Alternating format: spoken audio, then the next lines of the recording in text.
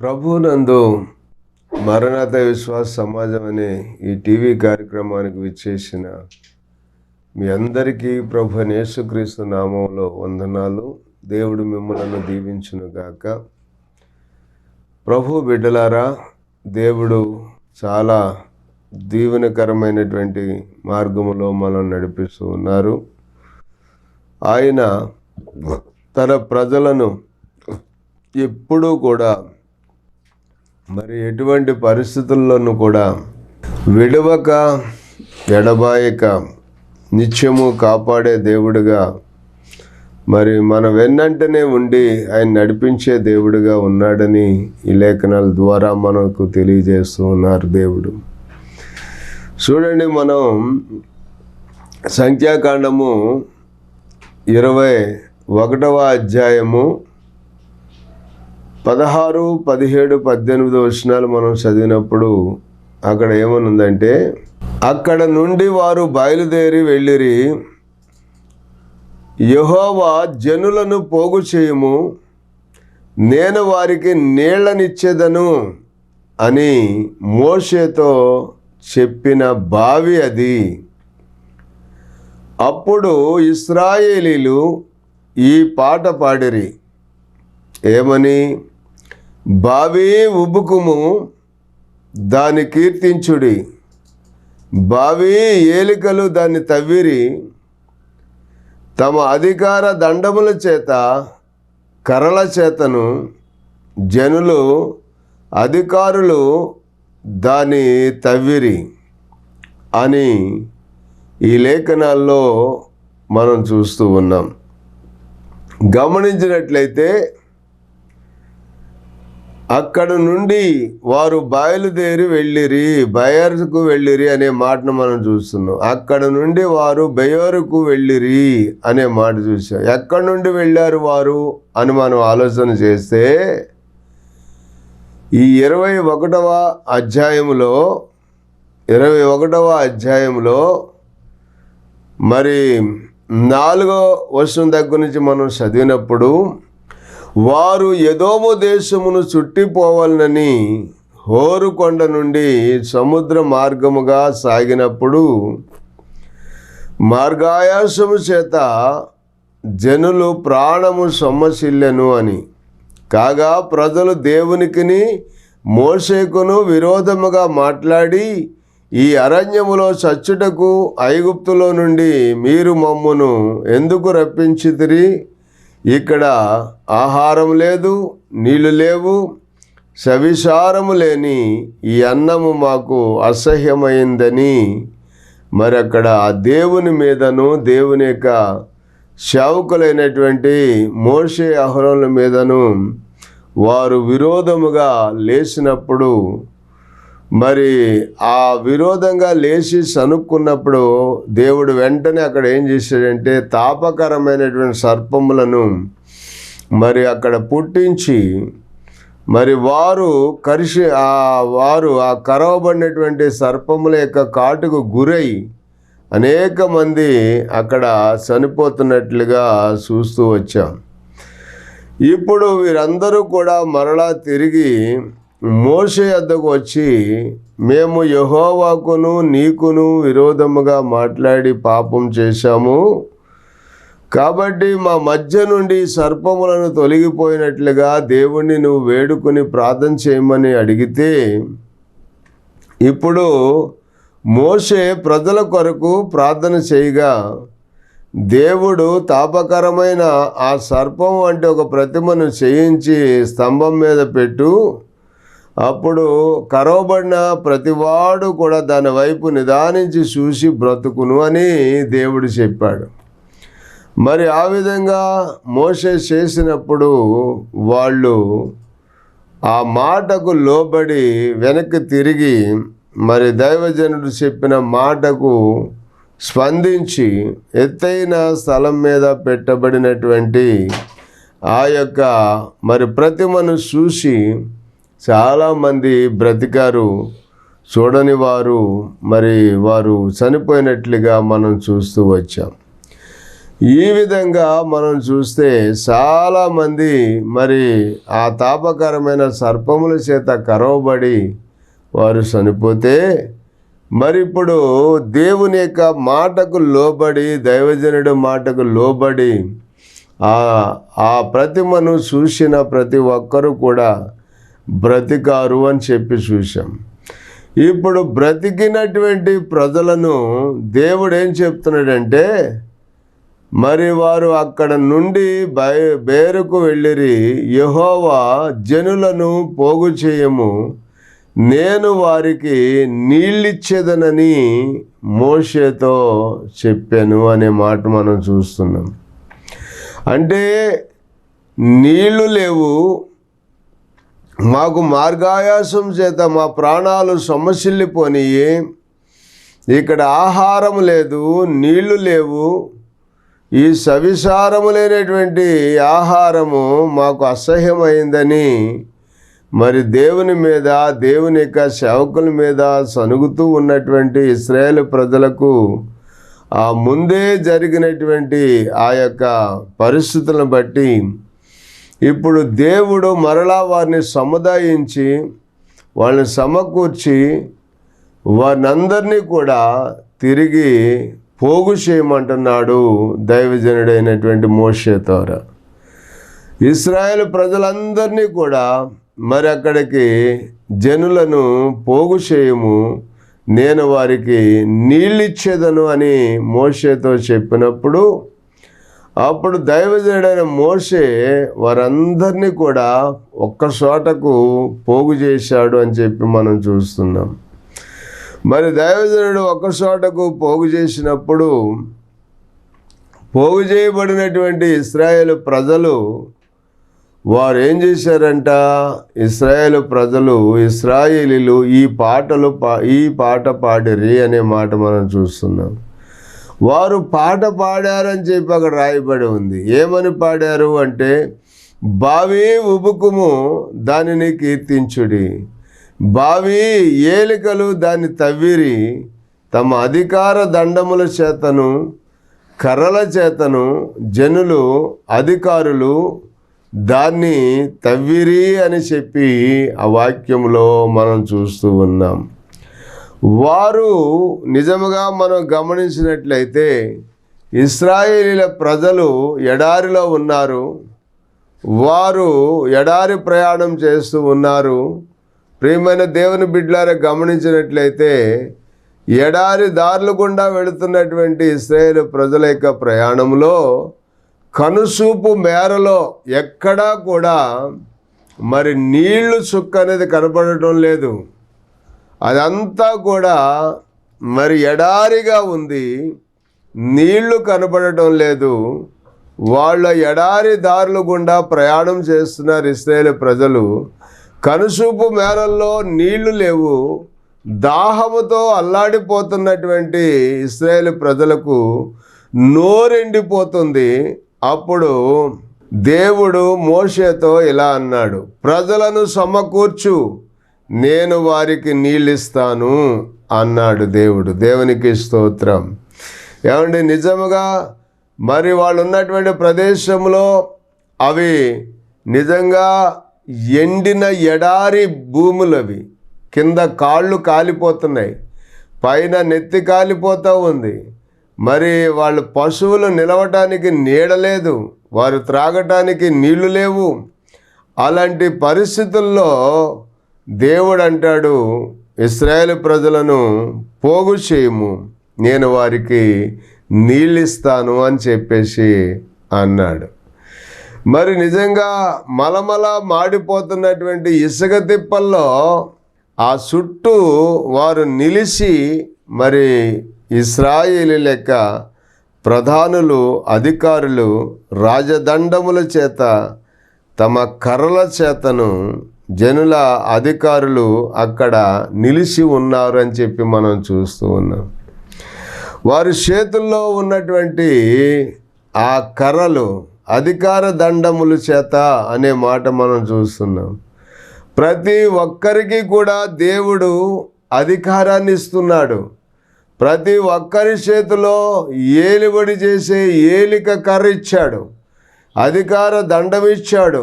మరి ఆ అధికార దండముతో, ఏలికతో మరి ఏలుబడి చేసే అధికారము దేవుడే అనుగ్రహించినటువంటి సందర్భం మనం ఇక్కడ చూస్తూ ఉన్నాం. ప్రియమైన దేవుని బిడ్డలారా, ఇశ్రాయేలీలంతా తమ చేతిలో ఉన్న కర్రలతో మరి ఆ ఎండలో పైన నెత్తి కాలిపోతుంది, కింద కాళ్ళు కాలిపోతున్నాయి. అక్కడ ఎండలో నిలిచుండి వాళ్ళు ఈ పాట పాడుతూ ఉన్నారు. ఏమని అంటే, బావి ఉబుకుము, బావి దాన్ని కీర్తించుడి, బావి ఏలికలు దాన్ని తవ్విరి. తమ అధికార దండముల చేతను కర్రల చేతను ఆ జనులు, అధికారులు దాన్ని తవ్విరి అని చెప్పి వారు పాట పాడుతూ అక్కడ చూస్తూ ఉండగానే వాళ్ళ చేతిలో ఉన్న కర్రలతో చిన్నపిల్లలు గనుక ఇసుకలో గోతులు తవ్వుతున్నట్లుగా మరి వీరు దేవుని మాట ప్రకారంగా విశ్వాసముతో ఆ ఎడారి లోయలో, ఆ ఎడారి గుంటల్లో వాళ్ళు గోతులు తవ్వుతూ ఉంటే, నిజంగా దేవుడు చేసిన అద్భుతం ఏంటంటే, ఆ ఇసుకలో ఏమాత్రము కూడా నిరీక్షణ లేనటువంటి ఆ ప్రదేశంలో, ఆ ఇసుకలో వారి చేతిలో ఉన్నటువంటి తమ అధికార దండముల చేతను కర్రల చేతను వాళ్ళు తవ్వటం మొదలు పెడితే, నిజంగా దేవుడు చేసిన అద్భుతం ఏంటి అంటే, బుడబుడని లోపల నుంచి నీళ్లు ఉబుకుతూ పైకి వచ్చినాయండి. దేవునికి స్తోత్రం, హల్లెలూయా. ఉబుకుతూ పైకొచ్చి నీళ్లు పైకి వచ్చినప్పుడు ఆ నీళ్లను అక్కడ ఉన్నటువంటి ప్రజలందరూ త్రాగారు. అంతకుముందు మాకు నీళ్లు లేవు, ఆహారం లేదు, సవిసారం లేని ఆహారం మాకు అసహ్యం అయిపోయింది అని చెప్పి చనుగుకున్నటువంటి ఆ ప్రజలందరినీ కూడా మరలా దేవుడు సమృద్ధిగా నీళ్ళిచ్చి వారి దాహాన్ని తీర్చినట్లుగా మనం చూస్తూ ఉన్నాం. హల్లెలూయా. అందుకనే దేవుని బిడ్డలారా, భక్తులు ఈ విధంగా ఒక పాట పాడుతూ వచ్చారు కదా, మనం చూస్తున్నాం.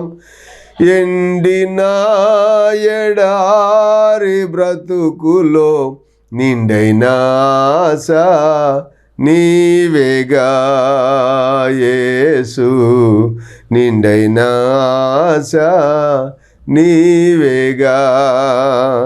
తడబడెడు నా పాదములకు తోడు నీవే కదా యేసు, తోడు నీవే కదా.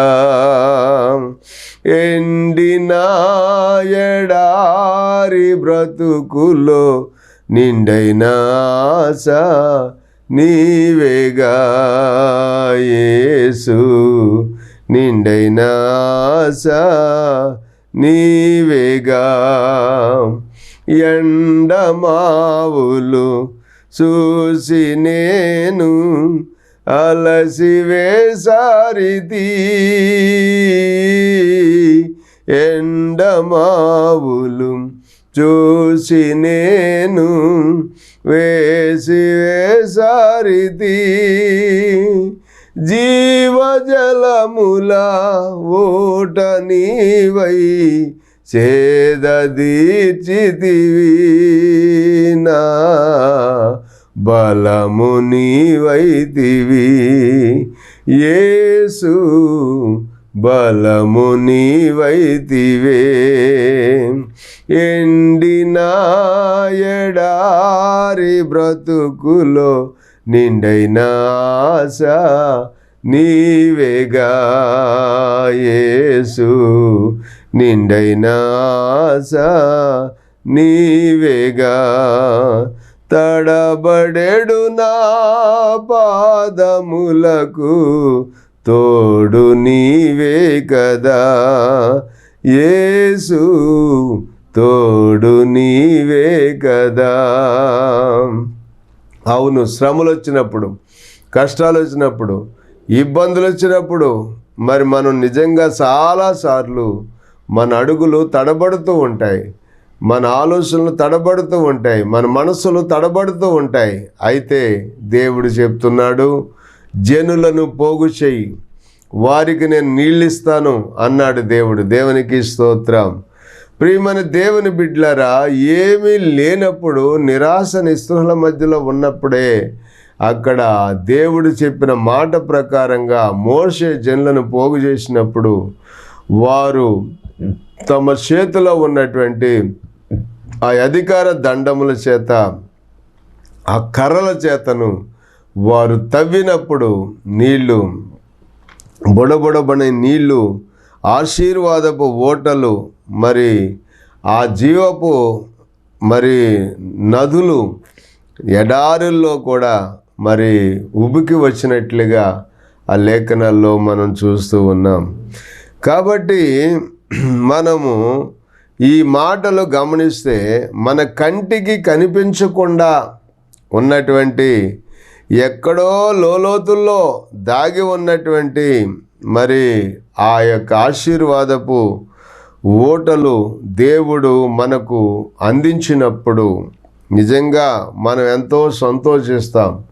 దానికి ముందుగా మనం చేయవలసింది ఏంటి అంటే దేవుణ్ణి స్తుతించాలి, దేవుని నామాన్ని ఘనపరచాలి. దేవుని సన్నిధిలో మన అవసరాలు తీర్చడానికి, మన స్తుతికి ఎడారుల్లో కూడా దేవుడు మరి చక్కటి మరి ఓటలను ఉపకజేస్తాడు అని, మనం ఇంకా పొందుకోలేనటువంటి వాటిని గురించి కూడా, మరి మనకింకా అనుగ్రహింపబడని ఆశీర్వాదాల కొరకు కూడా మనం దేవునిని మనం స్తుతిస్తూ దేవుని నామాన్ని మనం ఘనపరుస్తూ ఉన్నప్పుడు వెంటనే దేవుడు మన కార్యాలన్నీ కూడా ఆయన జరిగించి గొప్ప కార్యాలు చేసే దేవుడుగా ఉన్నాడని మనం గ్రహిస్తాం.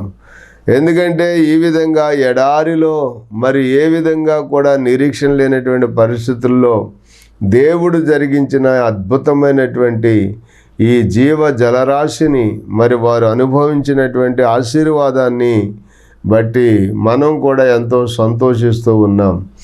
అలాగే మరి నిరీక్షణ లేకుండా బాధపడుతూ ఎడారి ప్రయాణంలో మరి జీవిస్తూ ఉన్నటువంటి ఇశ్రాయేలు ప్రజలకు దేవుడు ఎలాగైతే జీవజలపుల ఓటలతో, నదులతో, నిధులతో దేవుడు వారిని తృప్తిపరిచాడో, అలాగే దేవుడు మనలను కూడా మరి విశ్వసించిన ప్రతి ఒక్కరిని కూడా దేవుడు ఆశీర్వదించే దేవుడుగా ఉన్నాడు. అందుకనే ఫిలిప్పీలకు రాసిన పత్రిక, ఫిలిప్పీ పత్రిక 4వ అధ్యాయము మరి 19వ వచనంలో ఆయన చెప్పినటువంటి పౌలు భక్తుడు చెప్పినటువంటి మాట ఏంటంటే, కాగా దేవుడు తన ఐశ్వర్యం చొప్పున క్రీస్తు యేసునందు మహిమలో మీ ప్రతి అవసరము తీర్చును అని.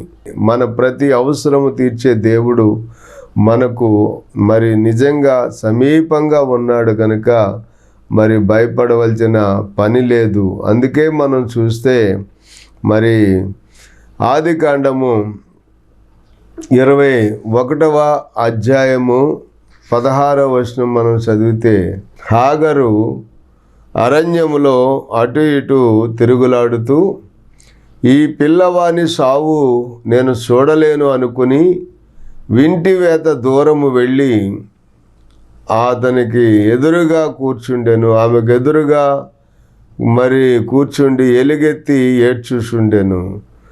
దేవుడు ఆ చిన్నవాని మొర వినెను. అప్పుడు దేవుని దూత ఆకాశము నుండి హాగరును పిలిచి, హాగరు నీకేమి వచ్చినది? భయపడకము, ఈ చిన్నవాడు ఉన్న చోట దేవుడు వాని స్వరము విని ఉన్నాడు. నీవు లేచి ఆ చిన్నవాని లేవనెత్తి చేతపట్టుకొనుము, వానిని గొప్ప జనముగా చేసేదనని ఆమెతో అనెను.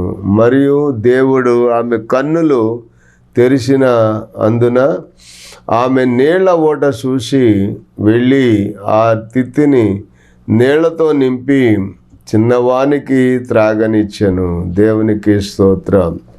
చూడండి, ఇక మా పరిస్థితి ఏమవుతుందో ఏం చేయాలో తెలీదు అన్నట్టుగా చాలా ఆవేదనతో కలవరముతో ఉన్నటువంటి పరిస్థితుల్లో మరి అబ్రహాము గారు ఇచ్చినటువంటి ఆహారము అయిపోయింది, ఆయన ఇచ్చినటువంటి నీళ్ళు అయిపోయి ఇప్పుడు ఎడారిలో ఈ పిల్లవాడిని సావు చూడలేనని పిల్లవాడిని పొద కింద పడవేసి వెళ్ళి ఎలుగెత్తి ఏడుస్తూ ఉంటే ఆ ఏడుస్తూ ఉన్నటువంటి హాగరు యొక్క మొరను ఆలకించి దేవుడు ఆమె కన్నులు తెరిచినప్పుడు వెంటనే అక్కడ నీళ్ల ఓటను చూసింది.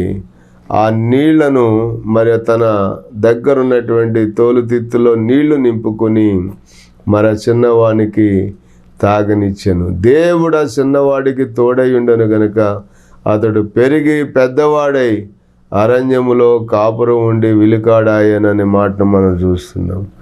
ఆ విధంగా ఆ రోజున బ్రతికించినటువంటి ఆ దేవుడు మరి నిజంగా మనం గమనిస్తే అది అబ్రహాము చేసినటువంటి ప్రార్థనలో ఒక భాగము అని చెప్పి మనం గమనించాలి.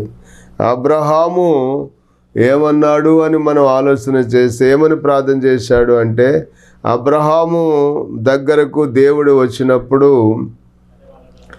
మరి అబ్రహాము చేసిన ప్రార్థన ఏంటి అంటే, ఆదికాండం 17వ అధ్యాయము 18వ వచనంలో అబ్రహాము ఇష్మాయేలు నీ సన్నిధిని బ్రతుకును అనుగ్రహించమని దేవునితో చెప్పగా అనే మాట మనం చూస్తున్నాం.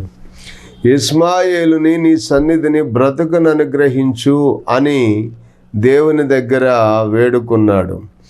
ఆ మాట ప్రకారంగా దేవుడు ఏం చేశాడంటే మరి హాగరు కుమారుడైనటువంటి ఇష్మాయేలును కూడా దేవుడు బ్రతకనిచ్చాడు. మరి నిజంగా వారు బ్రతికి ఈ రోజున ప్రపంచ దేశాలని శాసించేటువంటి స్థాయికి దేవుడు వారిని ఆశీర్వదించటం మొదలుపెట్టారని చెప్పి దేవుని వాక్యంలో మనం చూస్తూ ఉన్నాం. కాబట్టి దేవుని యొక్క సన్నిధిలో జీవించేవారిని దేవుడు ఎప్పుడూ కూడా విడిచిపెట్టేవాడు కాదు. నిజంగా ఇక్కడ మనం గమనించినట్లయితే మరి హాగరు ఇంట్లో పని చేయటానికి వచ్చింది. ఆ ఇంటిలో పనిచేసేటువంటి హాగరు మరి తన కుమారుని మరి ఎంతో ప్రేమతో పెంచుకుంది. మరి అరణ్యములో ఆ బిడ్డను చూసి మరి ఆ బిడ్డకు నీళ్లు లేక ఈ పిల్లవాని సావు నేను చూడలేను బాబు అని చెప్పి మరి ఏడుస్తూ మరి మొరపెడుతున్నప్పుడు దేవుడు నీళ్ల ఓటను ఆమెకు ఇచ్చినట్లుగా మనం చూస్తూ వచ్చాం. నిజమే, కొన్నిసార్లు మనం ఏం చేస్తామంటే మరి దేవుని యొక్క కృపలో ప్రతి ఒక్కరిని కూడా దేవుడు ప్రేమిస్తూనే ఉన్నాడు అనేటువంటి విషయాన్ని మనం గుర్తించకుండా కొంతమందిని మనం తక్కువగాను అవహేళనగాను అపహాసంగాను మాట్లాడుతూ ఉంటాము అని మరి మనకొక ఆ చరిత్ర ఈ విధంగా మనకు తెలియజేస్తూ ఉంది. ఒకసారి ఒక ఊరిలో ఒక రైతు దగ్గర ఒక మరి నౌకరుగా పనిచేస్తున్నటువంటి ఒక కూలన్న ఉన్నారు. ఆయన మరి తన కుమారుడు చదువుకుంటుంటే మరి అతను 10th క్లాస్ చదువుతున్నాడని మరి ఆ రైతన్న దగ్గరికి వెళ్ళి, అయ్యా మా అబ్బాయి చదువుకుంటున్నాడు, మరి ఫీజు కట్టాలి, 100 రూపాయలు సహాయం చేయండి అని చెప్పి ఆ రైతన్నను కూలన్న అడిగాడట. అడిగితే అప్పుడు ఆ రైతన్న ఏమన్నాడంటే, మరి మీకెందుకురా చదువులు, లేబర్ వాళ్ళు కదా మీరు అని చెప్పి మరి అపహాస్యంగా మాట్లాడాడంట. మరి ఆ కూలన్న అన్నాడు, అయ్యా లేబర్ వాళ్ళు అని చెప్పి మాట అనకండి, మేము లేబర్ వాళ్ళమే కావచ్చు కానీ మా పిల్లలు మాత్రం లేబర్ వాళ్ళుగా పెంచాలని మేము అనుకుంటలేదండి. ఆ పిల్లలు వాళ్ళు ప్రయోజకులు కావాలని చెప్పి ఆశపడుతున్నాం అని చెప్పి కూలన్న అన్నాడంట. మరి నిజంగా ఆ విధంగా అపహాసం చేసి చదువులు మాలాంటి వాళ్ళు మా పిల్లలకు కానీ మీలాంటి కూలకు వాళ్ళకి చదువులు ఎందుకని చెప్పి అపహాసం చేశాడంట. అయితే ఆ కుమారుడు మరి నిజంగా ఆ కూలన్న కొడుకు చాలా శ్రద్ధగా చదువుకుని మరి మంచి చదువులు చదువుకుని గొప్పవాడై మరి సాఫ్ట్వేర్ ఇంజనీర్ అయి గొప్ప స్థాయిలోనికి మరి వెళ్ళి చాలా డబ్బులు సంపాదించి తన తండ్రికి పంపించి విదేశాల నుండి మరి ఆయన పంపించిన డబ్బులన్నీ చక్కగా ఊర్లో పొలాలు కొనటం మొదలుపెట్టాడంట. తరువాత కొంతకాలానికి 12 సంవత్సరాలు గడిచిన తర్వాత మరి ఆయన తిరిగి స్వదేశానికి వచ్చినప్పుడు ఆయన ఆ పొలంలో పనిచేస్తున్న ఒక వృద్ధ ముసలాయన్ని చూశాడట. నాన్న ఈయన ఎవరు? ఒకప్పుడు నేను ఎక్కడో చూసినట్టుంది అంటే ఆయన ఒకప్పుడు మన రైతన్న, ఆయన దగ్గర నేను పనిచేసేవాడిని అని అన్నాడంట. మరి ఇప్పుడు ఈయన ఇలాగెందుకు అయ్యాడంటే వాళ్ళ దగ్గర ఉన్నటువంటి పొలమంతా కూడా వాళ్ళ పిల్లలు మరి పంచుకుని వారు వ్యసనాలతో అమ్మివేసుకుంటే వారు అమ్ముకున్న పొలం వల్ల మరి నీవు పంపించిన డబ్బులతో నేను కొంటూ వచ్చానని చెప్పి వాళ్ళ నాన్న మరి సాక్ష్యం చెప్పాడంట.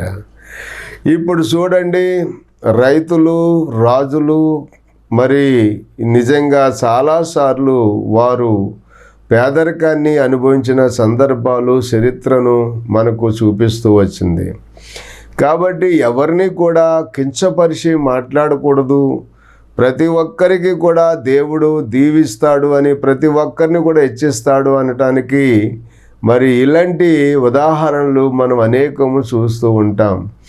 కాబట్టి ప్రతి ఒక్కరిని కూడా మనం సహోదర భావంతో ప్రేమించి చేతనైతే వారికి సహాయం చేసి వారిని మంచిగా ప్రేమించి వారిని కూడా మనలో ఒకని వంటి వారిగా భావిస్తూ ఉంటే మరి ప్రతి ఒక్కరిని కూడా అలాగున మనం ప్రేమిస్తూ ఉంటే దేవుడు వారిని దీవించినట్లుగా మనల్ని కూడా దీవిస్తాడు.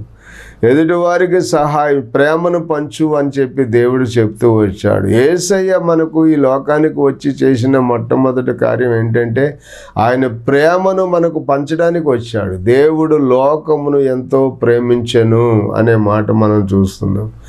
అలాగున మనల్ని ప్రేమించి మనలో తారతమ్యాలు లేకుండా మరి ఏ విధమైన భేదము లేకుండా అందరినీ కూడా తన బిడ్డలుగా ప్రేమించి ఆదరించి తన యొక్క సన్నిధిలో ప్రతి ఒక్కరికి విలువ గౌరవ ఘనతలు ఇచ్చి గొప్పవారినిగా దీవించడానికే దేవుడు ప్రేమాస్వరూపిగా ఈ లోకానికి వచ్చాడు ఆయన. కాబట్టి ఆయనను ప్రేమిస్తున్న మనలను ప్రేమిస్తున్న యేసయ్య సన్నిధిలో విశ్వాసంతో ముందుకు సాగుతూ ఒకరిని ఒకరు ప్రేమిస్తూ ఒకరిని ఒకరు గౌరవించుకుంటూ ముందుకు సాగుదాము. దేవుడు మిమ్మల్ని మీ కుటుంబాలని దీవించునుగాక. ఆమెన్. ప్రార్థన. తండ్రి, మీకు వందనాలు నాయన. ఇదిగో మా ప్రభువా, నీ బిడ్డలను మీరు ఆశీర్వదించి ఈ మాటలు వినుచున్నటువంటి వారి హృదయాలలో నాయన నీ మాటలు ముద్రించి మరి దేవుడు ప్రతి ఒక్కరిని ప్రేమించి అందరి కొరకు తన రక్తాన్ని కార్చాడు, తన ప్రాణాన్ని పెట్టాడు. మన కొరకు తన ప్రాణాన్ని అర్పించి మరణించి 3వ దినాన మృత్యుంజయుడిగా తిరిగి లేచాడు అనే విషయం ప్రతి ఒక్కరు కూడా గ్రహించి నాయన ధనిక పేదాన్ని తారతమ్యం లేకుండా అందరూ ఒకరిని ఒకరు ప్రేమించేవారిగా ఉండటానికి, ప్రేమను పంచేవారిగా ఉండటానికి నీ కృపను అనుగ్రహించమని యేసు నామములో ప్రార్థిస్తున్నాము తండ్రి. ఆమెన్. వందనాలు.